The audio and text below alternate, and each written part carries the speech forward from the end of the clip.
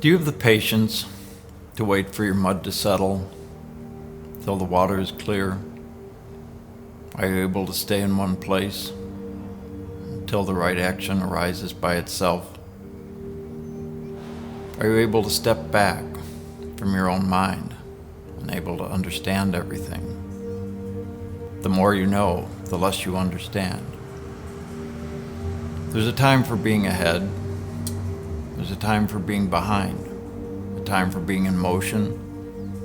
A time for being at rest. There's a time for being vigorous and a time for being exhausted. There's a time for being safe and a time for being in danger. The path into the light seems dark. The path forward seems to go back. The direct path seems long. True power seems weak. True purity seems tarnished. True steadfastness seems changing.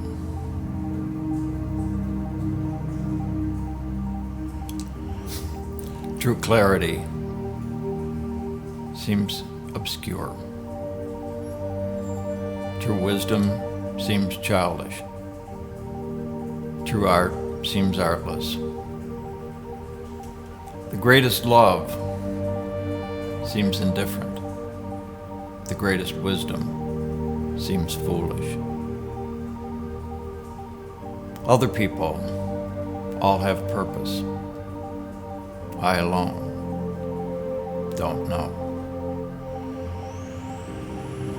And so it's said, if you're free from desire,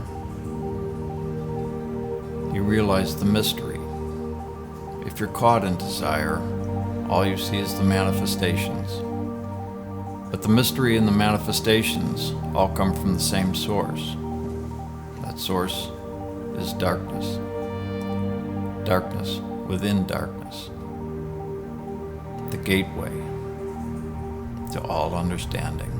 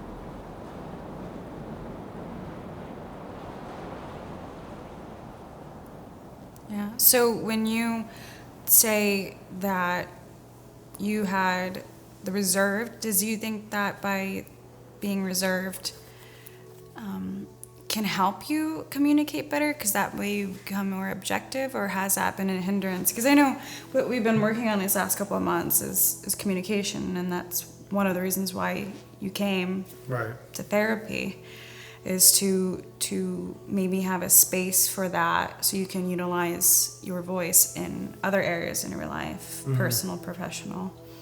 So being reserved, how has that played into communicating for you? I mean, it definitely has not been good for the most part until till something like this has started to happen, and also having situations where, just having kind of a nervous breakdown and sort of like stepping back and looking at where life has kind of taken me, and I think it's also trying to remember that I'm not on my own. Like, it's not just me, and that can be, I think for anybody, it can be really difficult, but I have a wife and we are one. And so whatever I do, anything I do is going to be affecting her and vice versa, whether it's a job change, whether it's the simplest decisions to whatever, go out with a friend, or go on a trip without literally even minute decisions of like what's for dinner. And so obviously those tiny conversations and tiny decisions are much easier, and you just kind of go with it, and you figure it out, and they're easier to have that conversation because it's obviously not like a tough decision like what do we have for dinner. But when it comes to, I guess, bigger topics and things that are always kind of going on in my head, is I try to not pretend. I definitely live a fearless life. I think I always have, and that goes back to even when I was a completely different person. I was a very angry person, and I basically just did whatever I wanted to, and I had ambition, but I definitely wasn't grounded enough to really be determined enough to get to wherever that was. I just lived kind of like the day-to-day life. And so what was I getting at?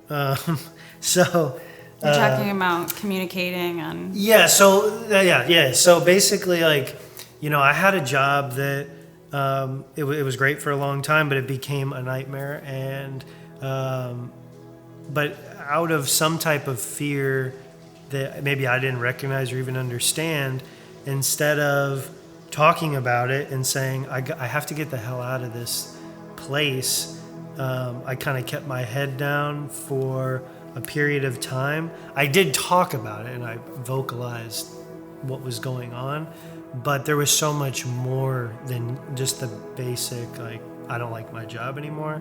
I think it was feeling trapped, because you don't want to disappoint people. You don't want to, think that you're making the wrong decision. But once I had that breakdown, and was able to actually have that conversation with Ariel, then everything became much more clear. And also recognizing that your partner for life is on your team, so they want you to succeed and win. They're not there to try to, I mean, yes, there are obviously toxic relationships and people will put you down or, abusive in different ways, but I should have known, which I did know, that she is on my side even in the worst of times.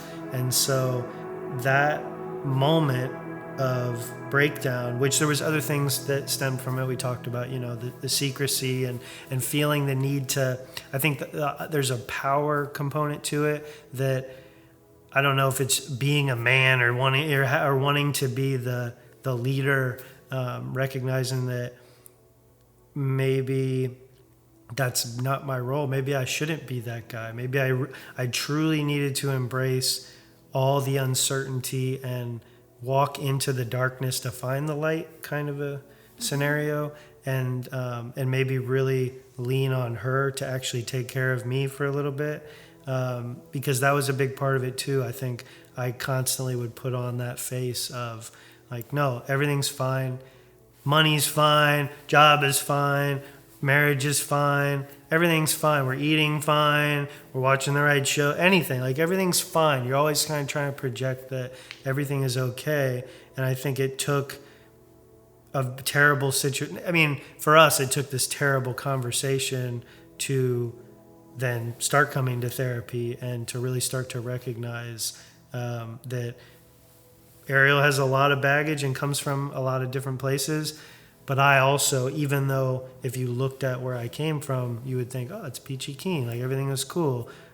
It wasn't. And I think I'll probably always struggle with being open and very like coming out and being emotional and being vulnerable in the most open way. Like it's one thing to, how are you feeling? Oh, I'm okay. Well, you're never just okay or great. Like there's so much more depth to that. And now I'm going through my day and starting to recognize those things, even in these little conversations, and not just with my wife, with anybody, and trying to actually listen to people and recognize that we're all walking through this crazy experience of life.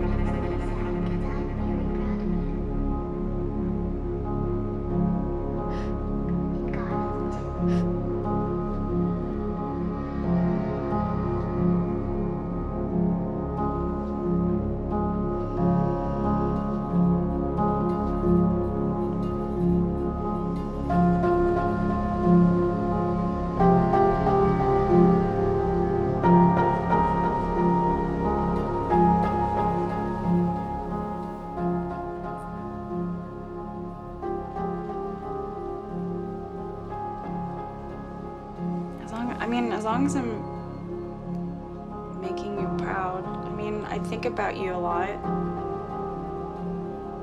And how I want like a good life for you. And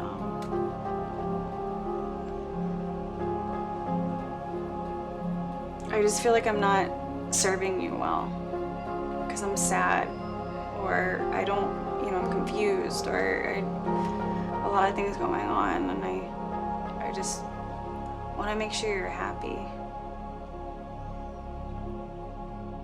It's you being sad that makes me sad, because I'm very proud of you.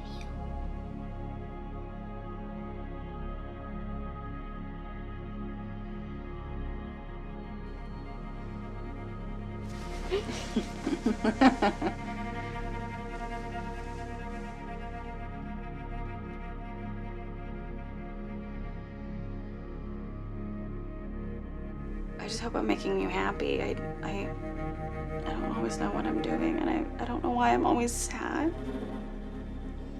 I'm tired of being sad. I'm trying though. I'm trying to heal, to grow. So much happened growing up, and I don't always understand it. But as long as, I don't know, I think about you a lot, and I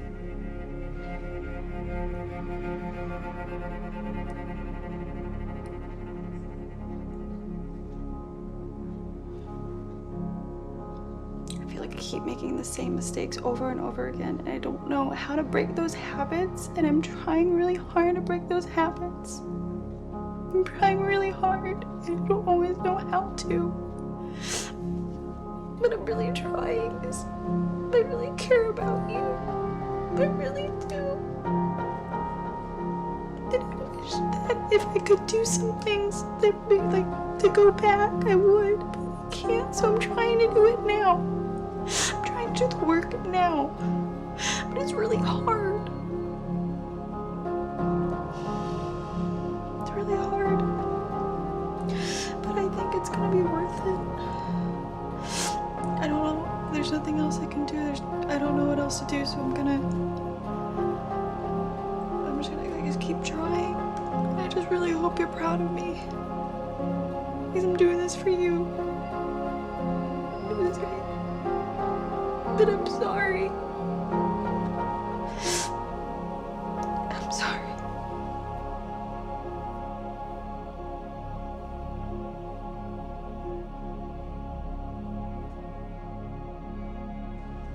It's time for you to go to sleep.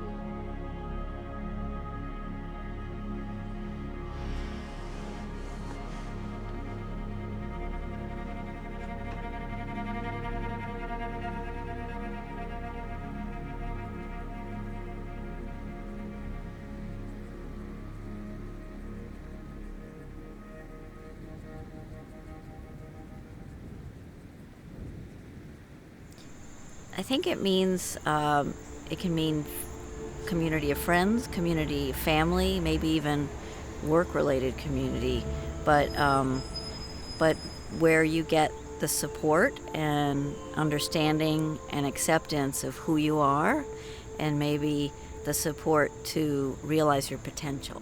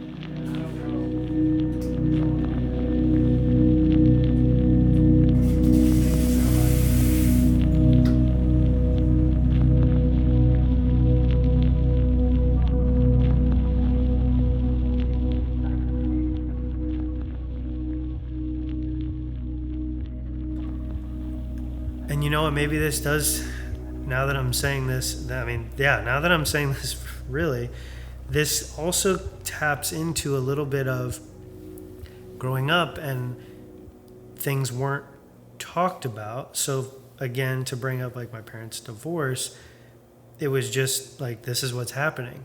So I think maybe I channel something inside that says we don't need, there's it's a fear of loss. I think that's the big thing, is I don't know what happened in this situation, why these people are not together anymore, but I when I'm with that person, which, you know, you find that person, you know, like, I want to marry you and I want to be with you forever. That love and that connection is so deep that if anything underlying, any little tiny thing, it could be the dumbest thing. I mean, for instance, I never finished college because I hate school, but I was pretending to go to school for this like short amount of time, and I mean, it's very humorous now, but it is humorous, but also I can, you know, we tend to remember bad memories, obviously you know this, than the happy ones. Although I've definitely blacked out on quite a few memories from before then and back into my teens, but I think looking at situations like that, and really I can remember being so upset and almost not even understanding why, but really it was because I just thought I was going to lose this person, and I did such a stupid thing. It'd be one thing if you did something that really deserved it. You cheated on somebody or you murdered somebody, whatever, that maybe you could cope with that and understand that decision is going to lead to this happening.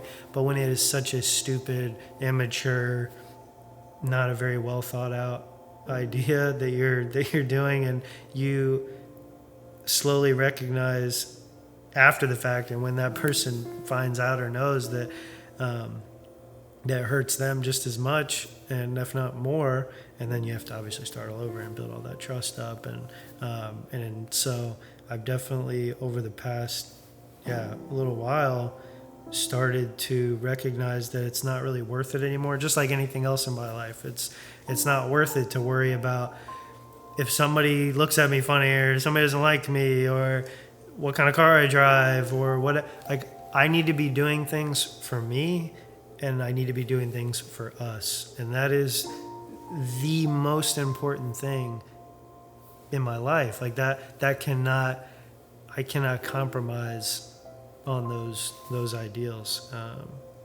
So I guess if that answers the question, I don't know. But I don't know.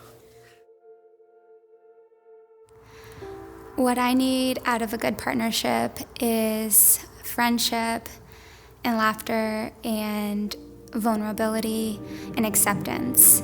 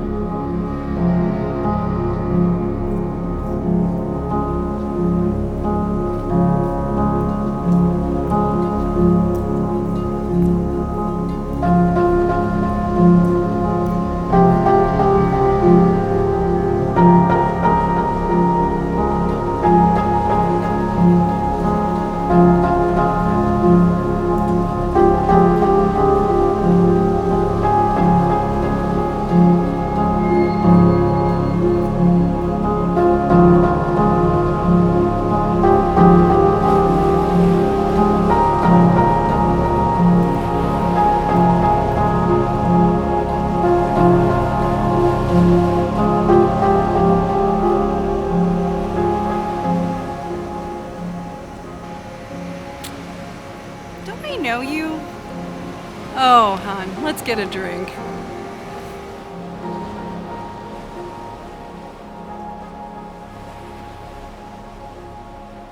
What does it mean to self-actualize?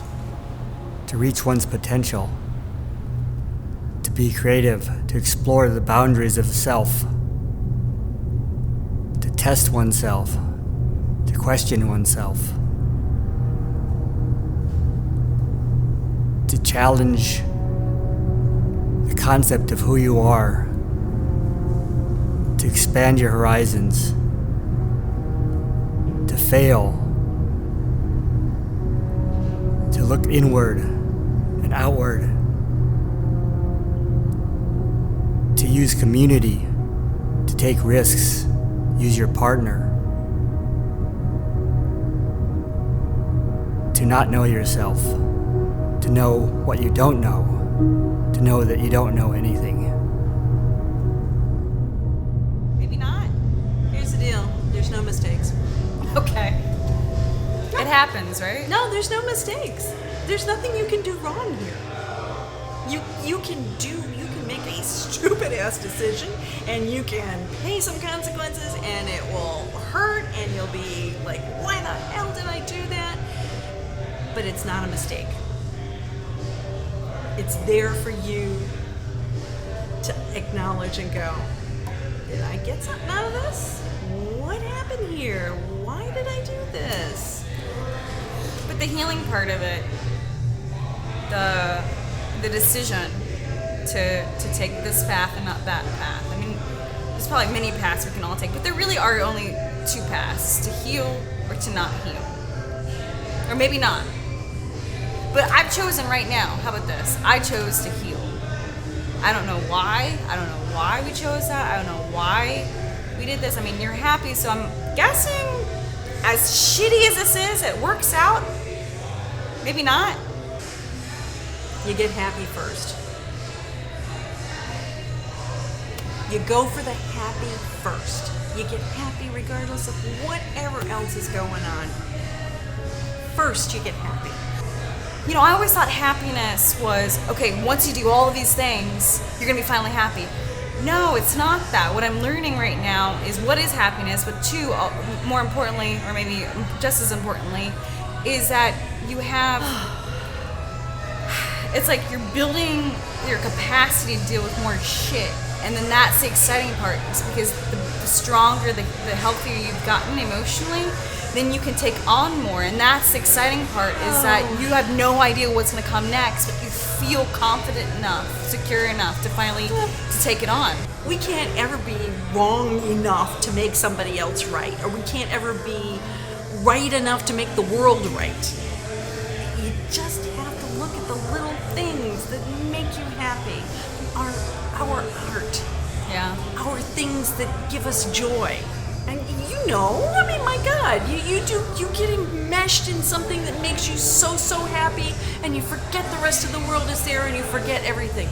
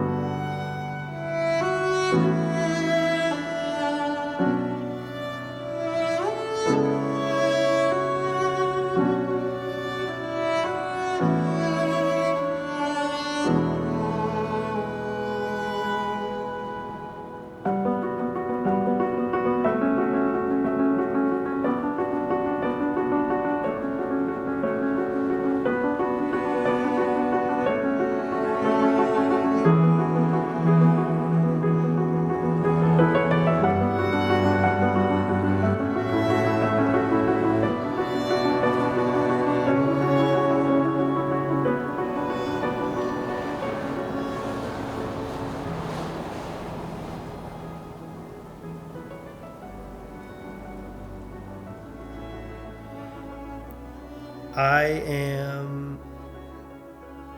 guess I grew into wanting deeper connections and real connections with people, and that maybe that well, without even really communicating, because I didn't understand how to do it, but maybe that's what I was always, I don't want to use the word approval, but that is, I guess, kind of it a little bit, is trying to figure out, like, again, I mean, my dad, I know he's proud of me. I definitely don't, I'm not doubting that at all. And my mom is the same. I'm not doubting that at all, because at the end of the day, where I'm at now, I'm in a much better place, and I have broken so many chains of, staying stagnant and just doing what just you think is just the normal life and what you're supposed to do. I said no to all those things. And what I'm getting at is, I think that I have been searching for, and definitely even in personal relationships, is not worrying about, again, all the stuff and the things that we have around us. I just want the person, and that so the attention and that their heart and their mind is there with me when I'm there. I guess that's it. I guess is seeking attention and approval. And I mean, I definitely have always been a ham and some type of an actor, a performer, and whether it's music or on the stage or in front of a camera or behind a camera. So maybe that also speaks to that a little bit, that I'm always trying to show people something. And really it's just trying to show them who I am, and maybe in some weird way that's just directed at certain individuals. I don't know, but because I mean, there was definitely multiple times, and there still is. I think there is a little bit of that thought in my head of, again, I mean, I my sister and my mom and people that I talk to, they live far away, but I think with my dad, for some reason, it's just so much different. And I've always struggled with keeping the connection and keeping our conversations they're trying to have deeper conversations, and it really, I don't know where it comes from on my end. Like, my mom, we talk all the time, but as far as, I think I am a different breed that came out of my parents and our family line that is very different and wants to talk about things and wants to try to change and open up the minds of our parents or who our family members. And for some reason, I have really wanted to break that with my dad, and that it hasn't happened, and I hope it does. And I guess I also am always thinking of the future and thinking like, hey, I'm 32 years old, my dad will be 60 next year, and like he's not going to be around forever. And so like I think I have to be the person that is going to have to break that wall, because time and time again, he's not going to do it. And it's not like, it's nothing against him. I think he just hasn't looked at it that's the same way, and he hasn't there has been times, there has definitely been really tough times, and he's always been there for me. But being there for somebody is one thing, but truly being there on a day-to-day basis is different. And I don't know if that's just coming from his past and seeing that, hey, you're an adult now, you got your world.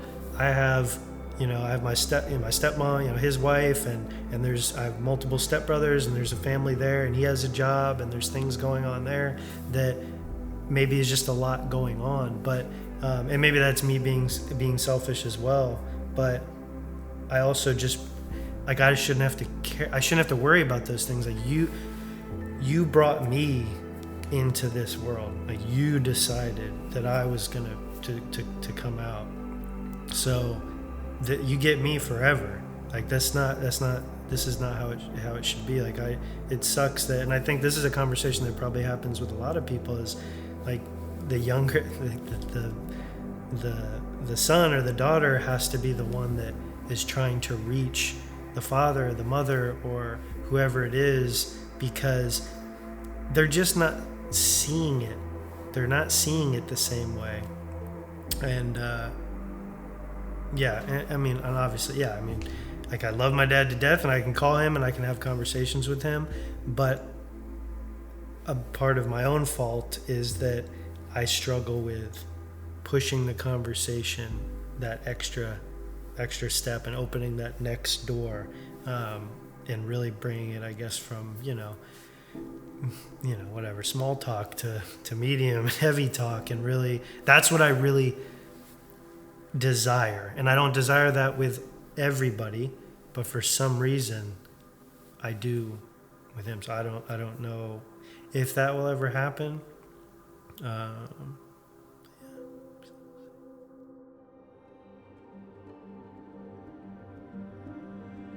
I think I've learned over the last few years and in my own development of this idea of like, I've come to be, more comfortable in my own skin and to express my own needs, but do it in a healthy way.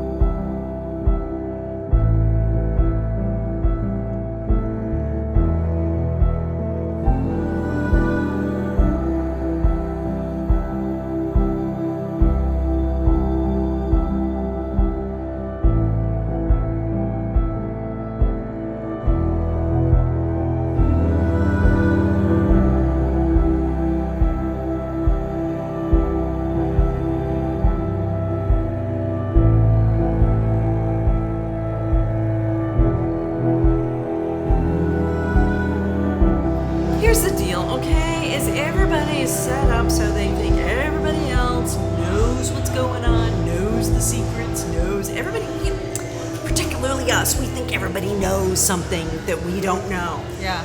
You know what? Nobody does. No. I can tell you that. Nobody does. And here's the other thing you need to know. All other people's stuff has nothing to do with you.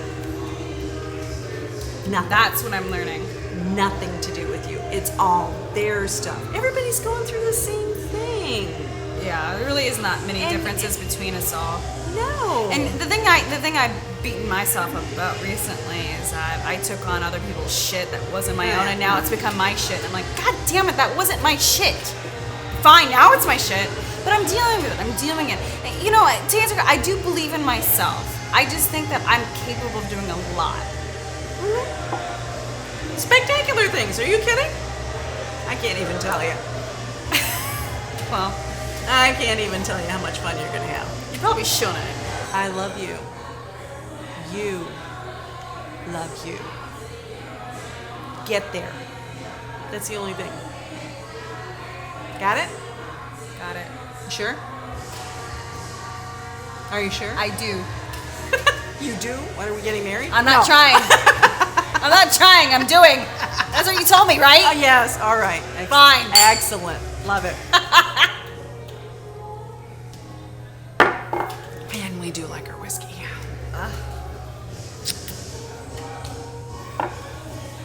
I'll be here though. We're always together.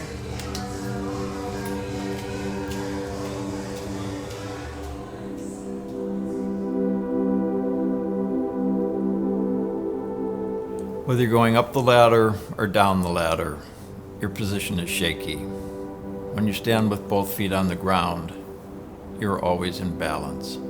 Less and less you have to force things. If you want to be whole, let yourself be partial. If you want to be straight, let yourself be crooked. If you want to be full, let yourself be empty. If you want to be reborn, let yourself die. If you realize you have enough, you have everything. You are truly rich. Whoever can see through fear will always be safe. Hold on to the center. I only have 3 things to teach: simplicity, patience, and compassion. Simplicity in actions and thoughts return you to the source of being. Patience with your friends and your enemies put you in accord with the way things are. Compassion towards yourself reconciles you with all beings. Knowing others is intelligence. Knowing yourself is true wisdom. Mastering others is strength. Mastering yourself is true power. True mastery is achieved by letting things go their own way.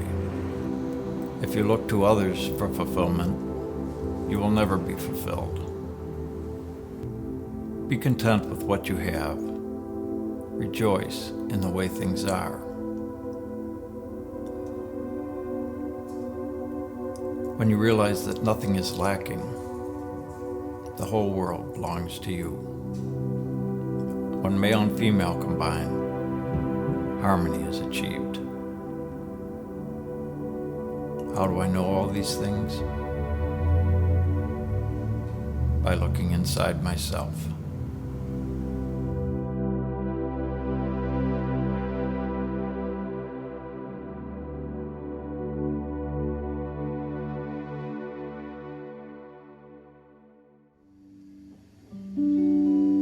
So Nick's and my style, we kind of do mute. So you're going to be asleep, you'll see me, blah, blah, blah, blah, blah. So we are crossing? Yeah, let's Okay. yeah. Okay. Okay. Sorry. It so happens that I have paint all over me already. Whenever you...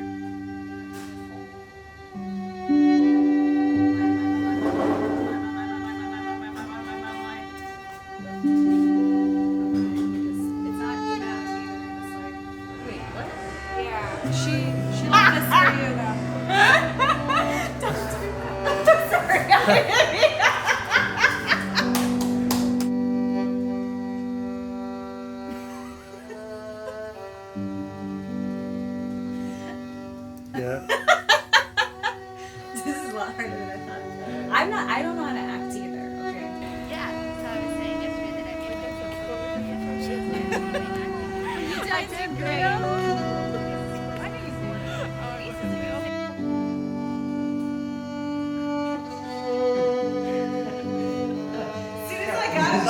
Yeah, that was good.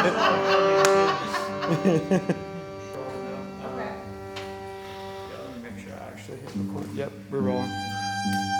Never, yeah, you're good. It's just like, I just opened it up and it's like. Oh, there's a first one? All right, stay here. Stay here. Stay here. Well, that's the thing. You kind of get to play that like, no biggie, man. Dude, no biggie. I Yeah. do get to giggle. Like you get to, yeah. You get to laugh it off, and I'm like, oh, Huzzah! I can laugh this off too. Yeah. I'm laughing, please. We're here live. We're here live with Tom. Tom works for the New York Times. I'm sorry. Yeah. No, he just wanted to make me laugh. And did.